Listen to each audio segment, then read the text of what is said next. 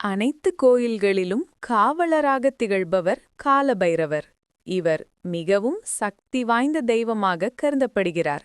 இவரை பக்தியுடன் வழிபட்டால் வாழ்க்கையில் ஏற்படும் பலவிதமான பிரச்சனைகளுக்கு தீர்வு கிடைப்பதோடு அவர் நமக்கு காவல் தெய்வமாக இருந்து காத்த அருள் புரிவார் என்றும் நம்பப்படுகிறது. காலபைரவரை வழிபடுவதன் மூலம் நவக்கிரகங்களின் அருளும் நமக்குச் சேரும்.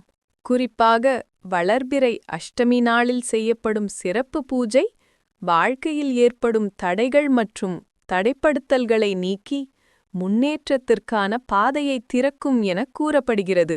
சிவபெருமானின் ஒரு அம்சமாக விளங்கும் காலபைரவரை வணங்கினால் துர்மரணம் தவிர்க்கப்படுவதோடு எதிரிகளின் தொல்லைகள் குறையும், நவக்கிரக தோஷங்கள் நீங்கி நல்வாழ்வு கிடைக்கும் என்று ஆன்மீக ரீதியாக சொல்லப்படுகிறது. தேய்பிறை அஷ்டமியில் கடன் சிக்கல்கள் தீர்வதற்கும் இவரை வழிபடலாம். எனவே அஷ்டமி திதி என்பது காலபைரவரை வழிபடுவதற்கான மிக சிறந்த நாள். வளர்பிறை அஷ்டமியில் செல்வ வளம் பெறவும் தேய்பிறை அஷ்டமியில் கஷ்டங்கள் அகலவும் இவ்வழிபாட்டை செய்யலாம். இன்று அக்டோபர் 29ஆம் தேதி வளர்பிறை அஷ்டமி என்பதால் இன்று செய்யப்படும் எளிய வழிபாடு வாழ்க்கையில் உள்ள தடைகளை நீக்கும் ஆற்றல் கொண்டது.